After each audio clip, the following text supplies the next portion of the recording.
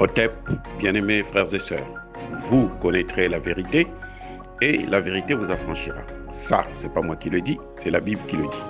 Mais moi, je vous dis mieux. Vous connaîtrez la vérité historique, notamment celle de vos ancêtres kémites, et vous aurez une vision globale de ce que c'est que la vraie souveraineté politique. J'ajoute, vous reviendrez à la spiritualité africaine ancestrale et vous comprendrez les enjeux de l'indépendance économique. Et pour terminer, vous accepterez votre identité culturelle kémite et vous obtiendrez deux choses. La première, c'est la paix. La seconde, c'est le développement, à une condition. L'unité de toute l'Afrique noire, l'unité de tous les Noirs du monde entier.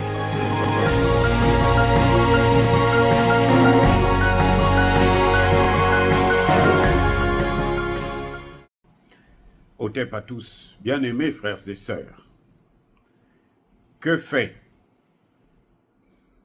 Lassie Tamlin, ambassadrice des États-Unis à Goma? Qu'est-ce qu'elle est allée chercher là-bas? Les amis, qu'est-ce qu'elle fait à Goma? Question. Que fait-elle? La diplomatie, c'est maintenant la guerre. Elle est qui? Elle est diplomate. Écoutez bien, elle est diplomate. La dernière fois, je vous ai parlé de son voyage à Goma et je vous disais qu'elle avait rencontré le gouverneur de la province, gouverneur militaire de la province. Madame Lassie Tamlin a rencontré le gouverneur de la province. Mais elle ne s'est pas arrêtée là. Elle ne s'est pas arrêtée là. Elle est allée voir, vous savez qui? Le chef d'état-major des forces de la SADC. Je reprends.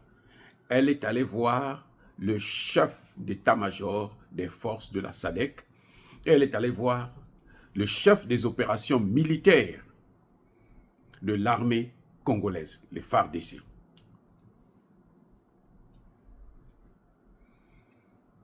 Vous allez me dire que c'est la diplomatie? Les amis, c'est la diplomatie ça. Ne soyons pas naïfs. Elle quitte Kinshasa.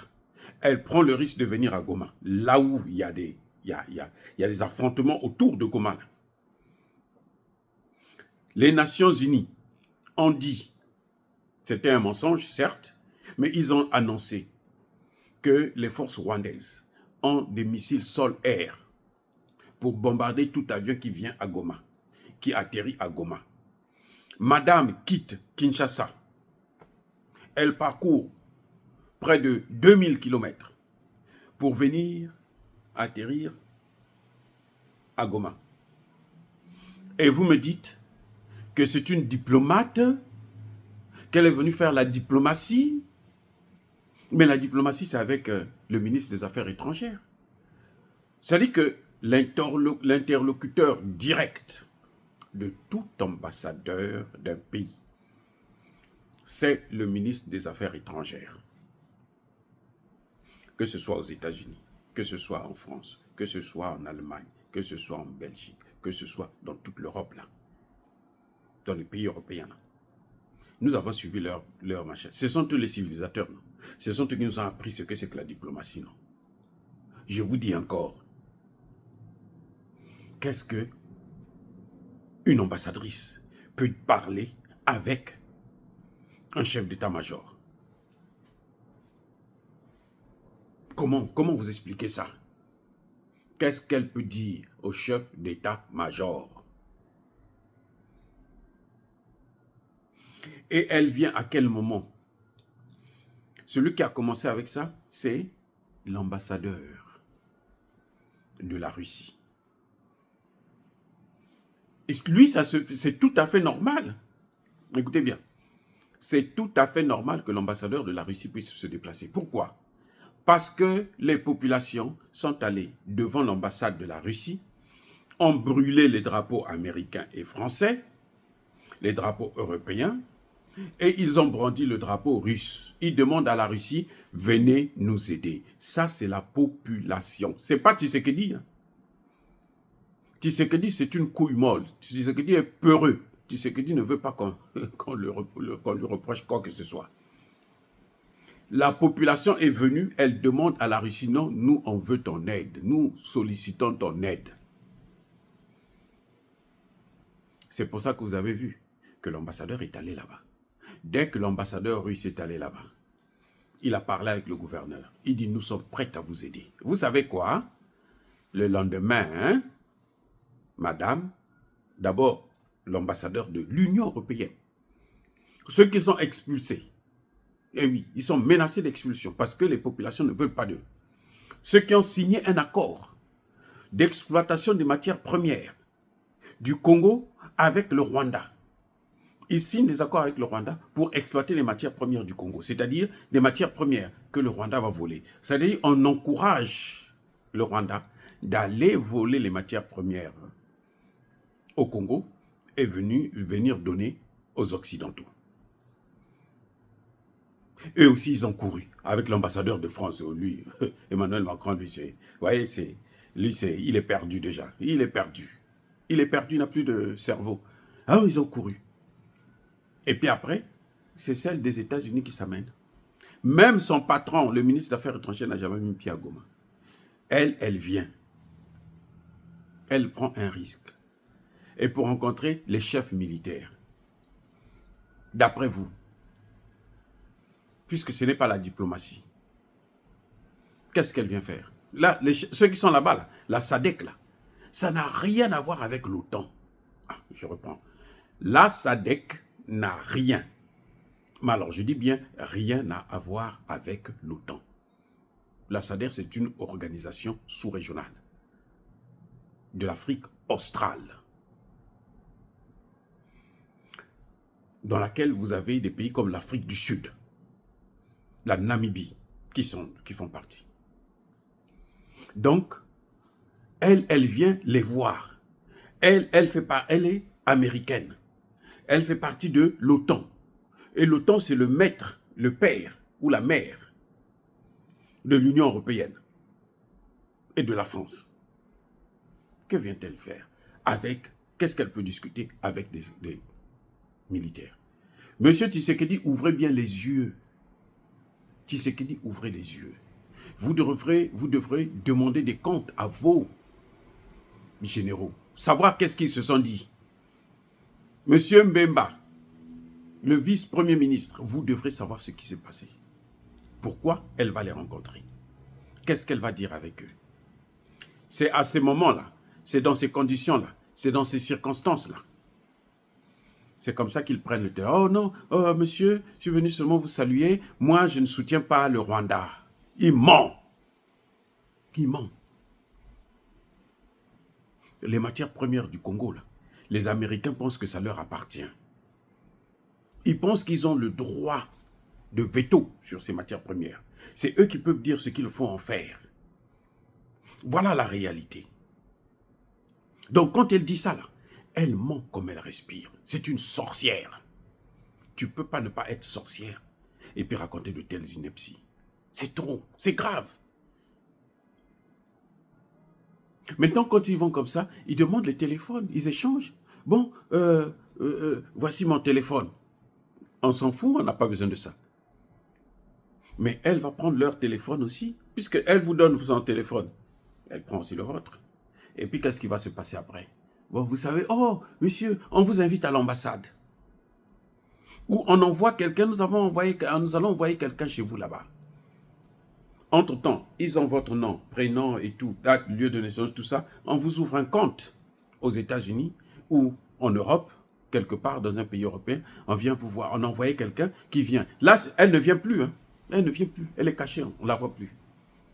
La personne dit, ah, mais vous savez, on a ouvert un compte pour vous. Hein. Voici le compte. Il y a 1 milliard dedans. Vous comprenez le jeu maintenant? Il y a 1 milliard dans ce compte. Ah bon? Oh, ah, d'accord. Mais vous savez, cet argent-là, c'est pour vous. Hein. Il faut seulement nous aider à Faites en sorte que le Rwanda puisse continuer à faire ce qu'elle est en train de faire. Elle peut tuer comme elle veut et puis on prend les matières premières. Vous avez votre part d'argent. Si vous n'avez pas des hommes, des militaires qui ont des objectifs à suivre, des militaires sérieux comme on le voit aujourd'hui au Mali, au Burkina et au Niger, c'est pas la peine. Vous allez voir encore la SADC aussi échouer comme l'AES. Et plutôt l'EAC. Je confonds toujours l'AES et l'EAC. L'EAC. Vous voyez comment ça se passe? L'Afrique de l'Est.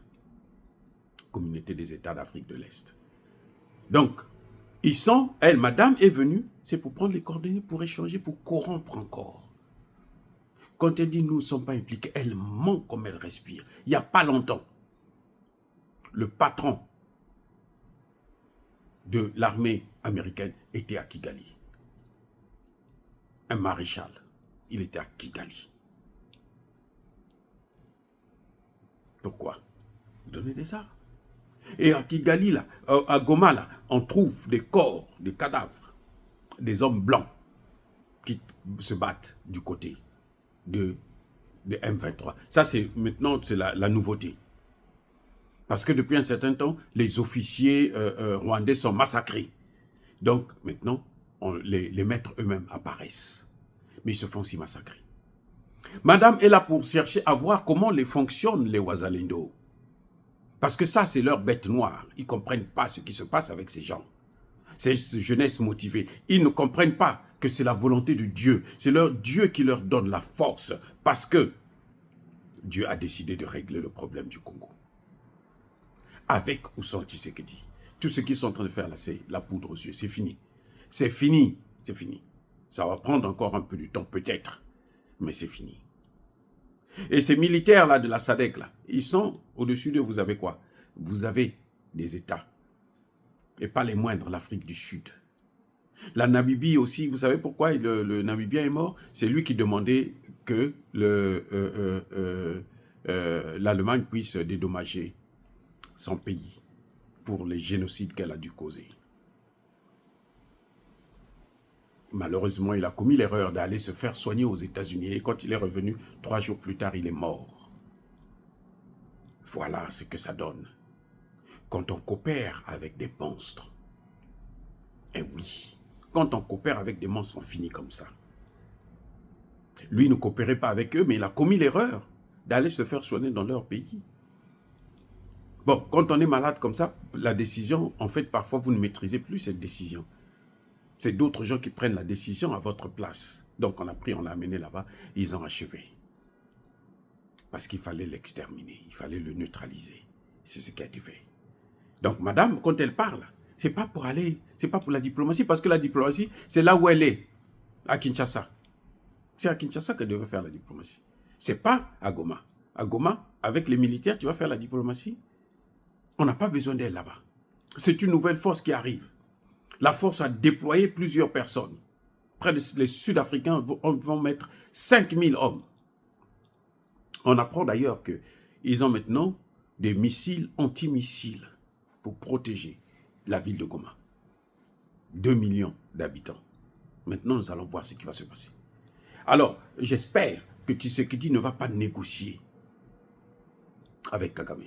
J'espère qu'il va maintenir sa position. Que l'Angolais qui est en train de jouer au sale jeu là, qu'il sache que son tour viendra. Que son tour viendra. Ce que vous avez vu avec Savimbi là, c'est rien devant ce qui va arriver. Parce que ces gens là, ils ont maintenant une colère, puisqu'ils sont en train de perdre tout le continent africain. Et tous ceux qui sont en train de collaborer avec eux, ils vont les écraser. Eh oui. À cause de la colère qu'ils ont de l'homme noir et du continent africain. Oh, bien-aimés frères et sœurs, dire cela, c'est inciter à la haine ou à la violence. Non. Yaba, colère, veille, encore une fois de plus, soyez bénis. Je persiste et je signe. Soyez abondamment bénis par le Dieu des Kémites et par nos ancêtres angélisés. Mais que tous ceux qui persécutent le continent africain le pillent et le déstabilisent, qu'ils soient noirs, blancs, chinois, arabes, juifs, indiens ou qu'ils soient punis, maudits, foudroyés, neutralisés, écrasés, effacés par le Dieu des Kémites et par nos ancêtres angélisés.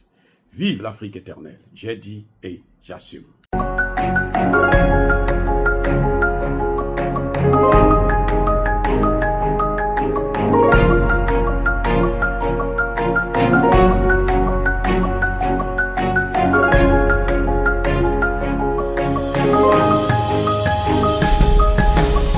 Eux, ils marchent par la foi et non par la vue. Mais moi, je vous conseille vivement de marcher par la connaissance scientifique et historique, notamment celle de nos ancêtres kémites, par les 5 sens et par l'intelligence. Hotep, vive l'Afrique éternelle et que Dieu vous bénisse. Abou Apia.